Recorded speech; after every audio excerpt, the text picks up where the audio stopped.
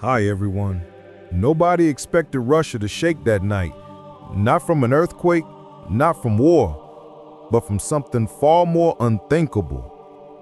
It began with a single video, 30 seconds long, uploaded by an anonymous passerby in the heart of Moscow.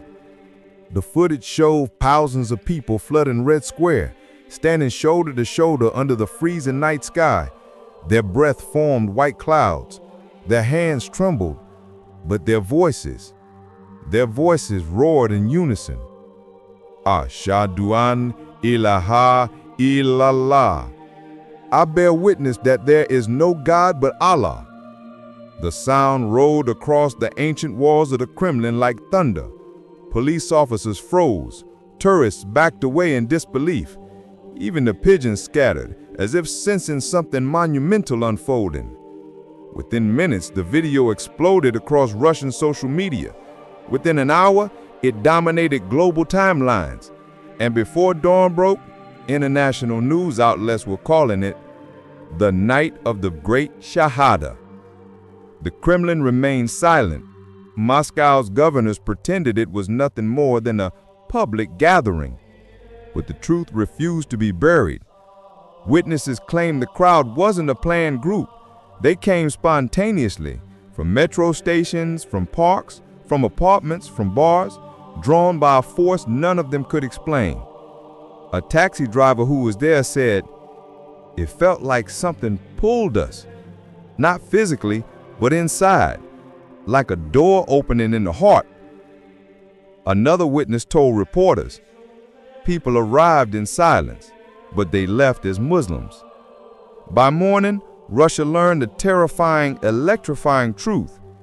This wasn't an isolated event. It was the beginning of a wave that would shake Moscow, ripple across St. Petersburg, sweep through Tatarstan, Dagestan, Chechnya, and surge all the way to the frozen cities of Siberia. A wave that would eventually lead to 50 million Russians embracing Islam. And on that cold night, the night the earth seemed to tremble, nobody knew one thing. Vladimir Putin was watching, not with fear, not with anger, but with the silent, unreadable expression, as if he already understood that Russia had just stepped into a new chapter of history, one that the world was not ready for. The morning after Red Square erupted with the Great Shahada, Russia woke to an unease that felt almost supernatural. It wasn't fear, not exactly. It was something deeper, an ancient whisper buried under centuries of history. And then it began. Not in Moscow this time, but in Kazan. At exactly 10:14 a.m., a crowd gathered outside the Kul Sharif Mosque. At first, it was just a handful of students, then a group of office workers, then bus drivers, then retired soldiers. Within an hour, 10,000 people filled the square, forming a human tide that stretched beyond the mosque gates. No speeches, no banners, no leaders, just thousands of Russians standing in utter silence. And then, as if a hidden signal passed through the crowd, they began to speak. Ashhadu an la ilaha illallah. The imam collapsed in tears. Kazan's governor demanded answers. The media scrambled to find explanations. None came. Because the exact same scene unfolded 41 minutes later in St. Petersburg, inside a packed metro station where commuters suddenly stopped, turned, and faced the same direction, as though responding to a call only their hearts could hear. Then, it happened in Nizhny Novgorod, then Novosibirsk, then Grozny, where thousands filled the city's main avenue praying in perfect rows as helicopters circled overhead, unsure whether this was a movement, a revolt, or something entirely different. By nightfall, the pattern became undeniable. Russia wasn't changing politically. It was changing spiritually. Social scientists called it mass hysteria. Psychologists call it a collective epiphany. Western analysts called it a national identity crisis, but ordinary Russians had a different name: the awakening. Videos spread like wildfire. Elderly men crying as they washed their hands for wudu for the first time. Teenagers reciting Quran in broken Arabic but with burning sincerity. Police officers embracing newly converted colleagues. Mothers whispering the Shahada while holding their infants. It was raw, it was uncontrollable, and it was accelerating. By day 3, local authorities admitted what they could no longer hide. The number of new Muslims wasn't in the thousands anymore, not even hundreds of thousands. It was in the millions. A spiritual wave stretching from Europe to Asia, sweeping across the entire Russian Federation. No ideology had ever spread this fast. No movement had ever captured hearts this completely. And inside the Kremlin, intelligence briefings piled up on Putin's desk, charts, maps, aerial photos of mass gatherings. But one report stood out among them. Projected conversions by year's end, 18 to 22 million. Putin read the number twice, then a third time. The Eurasian awakening wasn't just real, it was unstoppable. For 3 days, Russia trembled. On the 4th day, the world trembled. It began with a leak. One single document photographed in a dark hallway inside the Ministry of Internal Affairs. The picture was grainy, the text slightly blurred, but the headline was unmistakable. Estimated total number of new Muslim citizens, 50,200,000. 50 million. The number hit the internet like a missile. Within minutes, international newsrooms went silent. Analysts stared at the screen as if the world had tilted off its axis. Talk show hosts froze mid-broadcast. Commentators stuttered. Governments held emergency meetings. No terrorist attack in history. No financial collapse. No political coup. Nothing had ever shaken the global order the way this leaked report did. Impossible, some said. Fake, others insisted. But then the Kremlin confirmed it.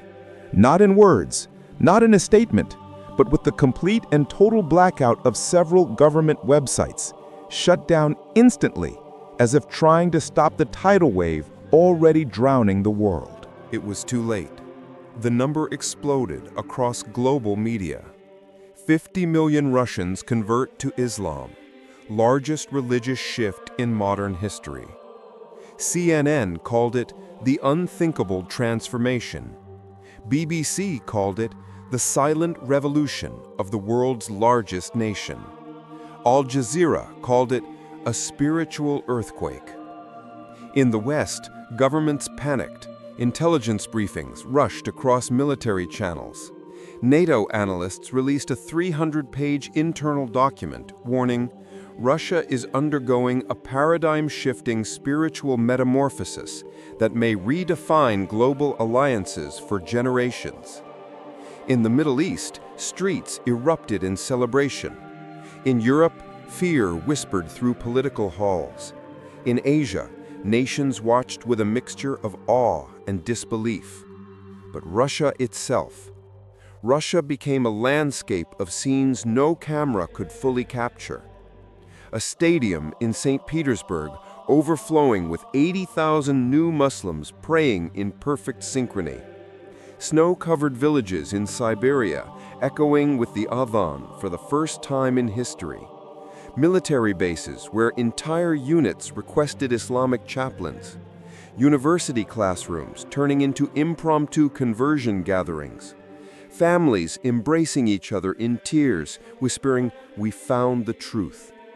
And in one small town near Omsk, an elderly grandmother who had never traveled outside her region declared, "I don't know why I feel this peace, but for the first time in my life, I'm not afraid of anything."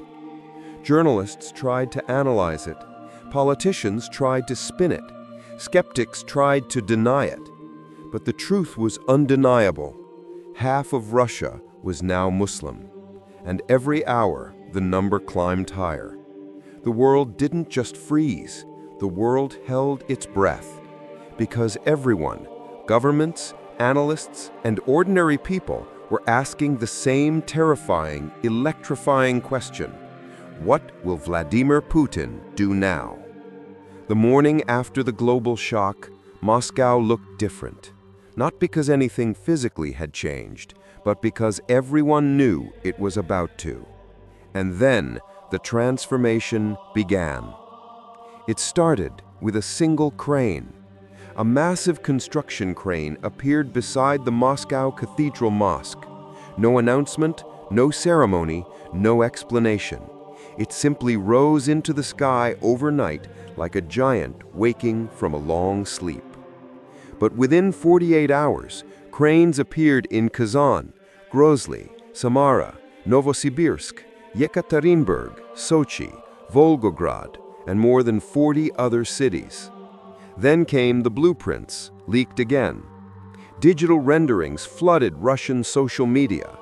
Mosques taller than skyscrapers. Prayer halls large enough for 100,000 worshippers. Islamic cultural centers the size of airports. Quran academies with domes reflecting the winter sun. One journalist wrote, "Russia is not building mosques, Russia is building monuments." Rumors swirled about a colossal structure, a new mosque on the outskirts of Moscow, so huge it would rival Masjid al-Haram's outer courtyards. People called it the Moscow Mega Masjid. When the unofficial blueprint leaked, the world went speechless. Capacity: 320,000 worshippers. Height: taller than the Kremlin's highest tower. Surrounding complex: Islamic University, Waqf Center, refugee housing, halal food city, and a museum dedicated to the history of Islam in Russia. It was not just a mosque. It was a statement. A declaration that Russia was rewriting its soul and its skyline. In St. Petersburg, traffic froze when tens of thousands knelt on the frozen ground for Friday prayers because the mosques were overflowing. In Tatarstan, an entire stadium was converted into a temporary prayer hall as workers laid down carpet across the field. In Chechnya, lights illuminated the sky as the Grand Mosque expanded into surrounding streets to hold the endless crowds. In a remote Siberian mining town, workers built a wooden mosque by hand in 3 days because the nearest masjid was 400 kilometers away. Then came the moment that left even the most hardened skeptics silent. At the exact same time, 6:12 p.m., the Adhan echoed in unison from Moscow, Kazan, Grozny, and dozens of cities, carried through speakers newly installed overnight. It wasn't planned. It wasn't coordinated. But somehow, Russia heard one unified call to prayer. Videos captured the moment. Snow falling softly under orange streetlights. Crowds stopping mid-walk. Cars pulling over. Children lifting their heads, elderly men crying openly. One viral caption read, "The day Russia found its new heartbeat." Moscow's skyline was transforming. Cities were changing. Millions were praying openly. The greatest spiritual shift in modern history was no longer hidden, no longer debatable, no longer controllable. Something immense was rising, physically and spiritually, and at its center stood one man, Vladimir Putin, who had not said a single word, not yet. But the world knew, when he finally spoke, history would split into before and after. In the Kremlin, behind doors no journalist could enter, a storm was building.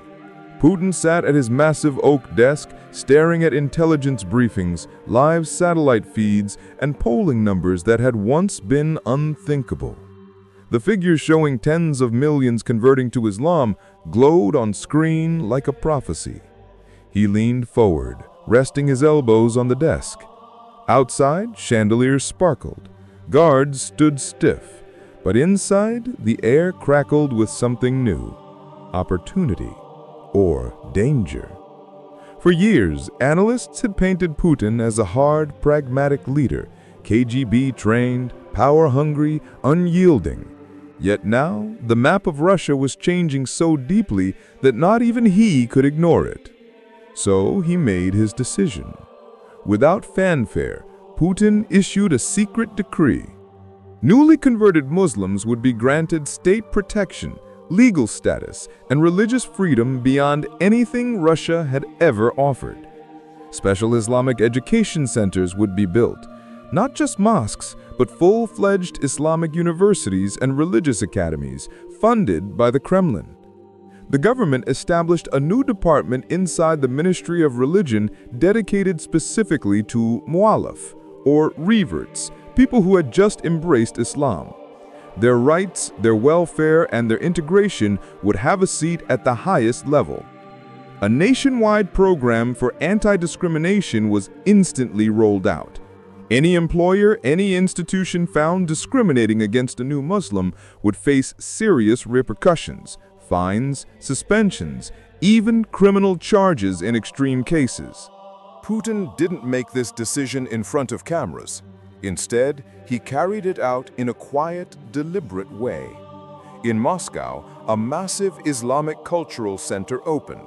Its inauguration was private for now, but word leaked, and soon journalists were filing stories about a refuge for mu'allaf who had been ostracized by their own families, counseling centers offering both spiritual and psychological support, housing programs for converts who needed somewhere to live, halal cooperatives helping newly practicing Muslims find work and food that aligned with their faith.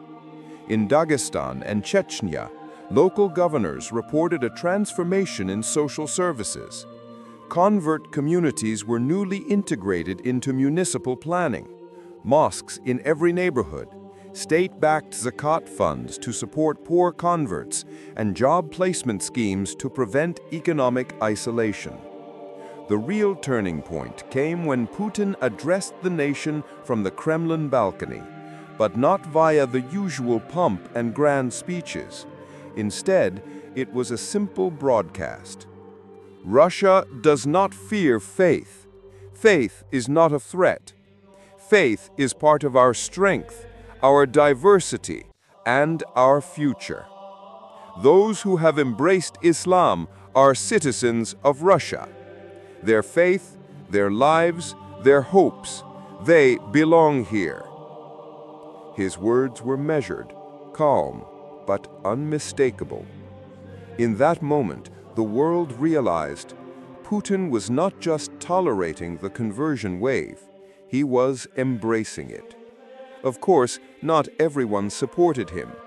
Ultra-nationalist factions muttered beneath their breath, calling this a betrayal of old Russia.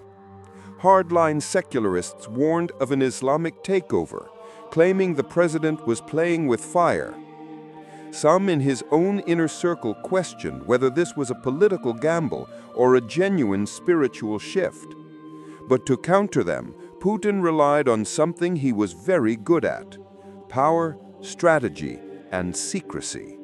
He quietly placed loyalists, experienced operatives, trusted governors, old KGB contacts at the head of the new Islamic institutions. He made alliances with moderate Islamic leaders, giving them influence while keeping extremist voices in check. On the streets, the change was profound. In Tatarstan, a group of high-ranking bureaucrats, previously staunch secularists, began attending Friday prayers. In Siberia, a mining town that had known only Orthodox churches now had a mosque under construction, with a small delegation from the Kremlin personally overseeing the land grant. In Moscow, newly converted police officers formed a faith unit, a special division to assist with religious affairs, interfaith dialogue, and social outreach. For many mu'allaf, the fear of being marginalized was replaced with hope. They could now openly pray. Their children could learn Quran in state-sponsored schools. Their identity as new Muslims was no longer a source of shame. It was something protected, even celebrated. By the end of this chapter of Putin's plan, one thing was clear. This was not a temporary policy. This was not a stunt. It was a revolution, a spiritual, societal, and political upheaval, all wrapped in one. Putin had taken the biggest risk of his career, and in doing so, he had guaranteed one of the most breathtaking transformations in modern world history. The room smelled of fear. Then a general slammed a file onto the table. On the cover, Russia, Religious Transformation Report. He opened it, revealing maps covered with red dots, each dot a mass conversion site spreading across the Federation like wildfire. 50 million already. If this continues, Russia will become the largest Muslim nation on earth within a decade. Silence. A silence so heavy it felt like the air thickened. What is Putin's end game? The question nobody wanted to ask came from an American analyst. The European representatives exchanged looks. Nobody answered. Nobody could. Because the truth was terrifying. Nobody knew. Not the CIA, not MI6, not NATO, not even Russia's own political elite. Putin wasn't reacting to the conversions. He seemed to anticipate them, as though he understood something the rest of the world didn't. Then came the leak. A journalist from Finland released an audio recording allegedly captured inside a private Kremlin meeting. The voice, calm, deep, unmistakably Putin, said, "If half of Russia is Muslim, then Russia must protect them. If the world opposes that, the world will answer to us." The file spread like wildfire. Western governments called it unverified, but everyone knew it was real. While the world argued, a darker storm brewed inside Russia. Ultranationalist groups, silent until now, erupted with anger. Rallies formed in Moscow, St. Petersburg, and Yaroslavl. Thousands marched with banners reading, "Russia is Orthodox. No Islamic Russia. Stop the conversion wave." The protests grew violent. Mosques were vandalized. Mu'alaf were threatened. Online forums began calling for resistance. A chilling message went viral. "If the government won't stop Islam, we will." Security services intercepted encrypted chat groups planning coordinated attacks on mosques. The threat was real, imminent, dangerous. Putin's message was unmistakable. He wasn't protecting Muslims for politics. He was protecting them from Russians who had spilled their blood. In the chaos, one cold, terrifying fact emerged. This wasn't just about conversions. This was about power. And Putin had just aligned himself with the fastest growing religious force on earth. The West felt the balance of global influence shift. Quietly, but unmistakably. Like a planet tilting. But something even bigger was coming. Something nobody saw. For weeks, the world watched Russia from a distance. Cold maps, satellite images, political panels, breaking news tickers. But none of it captured the truth. The real story wasn't in the Kremlin, or NATO, or the global headlines. It was in the hearts of the 50 million people whose lives had silently, violently, beautifully changed. This was their chapter, and their voices shook the world more than any speech ever could. In a frozen training field outside Kazan, a young soldier named Mikhail stood trembling in the snow. His unit had been ordered to conduct a routine firing drill. But that day, something inside him broke. He lowered his rifle. His commanding officer shouted, demanding an explanation. Mikhail's voice cracked. "I can't kill anymore. I felt Something touched my heart. I don't know what it is, but I can take a life again. The next morning, he walked into a small mosque near the base. He came out with tears streaming from his face. He had taken the Shahada. In Moscow State University, Dr. Yelena Yevchenko, an icy, brilliant linguistics professor known for her skepticism, sat alone in her office, studying a Quranic verse sent by a student. One word stopped her. Salam. Peace. She whispered it aloud. Then again. Again. Again. Her hands began to shake. How can a single word feel like a home I've never known? That night, Yelena, who had devoted her life to language, realized she had spent years studying words but had never found one that filled the emptiness inside her. Until now.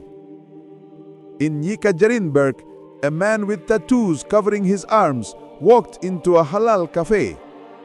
He looked dangerous. The customers tensed. But he didn't order food. He ordered silence. The owner cautiously approached him. The man's voice wavered. I was in prison when I heard the men praying. I mocked them. But when they finished, I felt something I can't explain. He pulled a folded paper from his pocket, a Shahada written in shaky handwriting. I've tried to say it alone every night, but I want to say it right. The entire restaurant fell silent as the owner guided him through the words.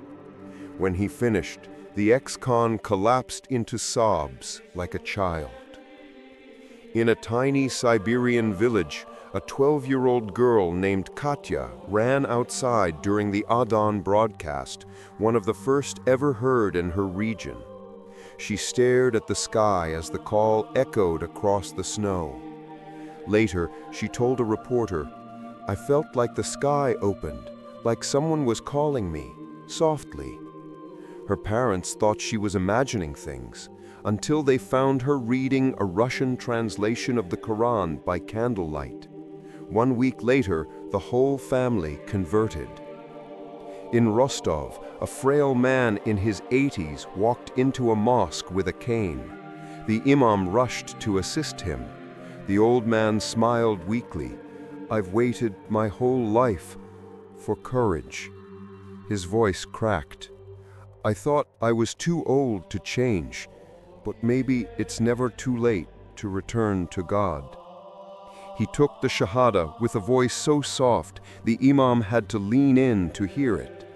3 days later, he passed away in his sleep. The entire mosque attended his janazah. These stories, tens of thousands of them, flooded the internet. Not propaganda, not politics, raw humanity. A mosaic of hearts suddenly illuminated after years of darkness.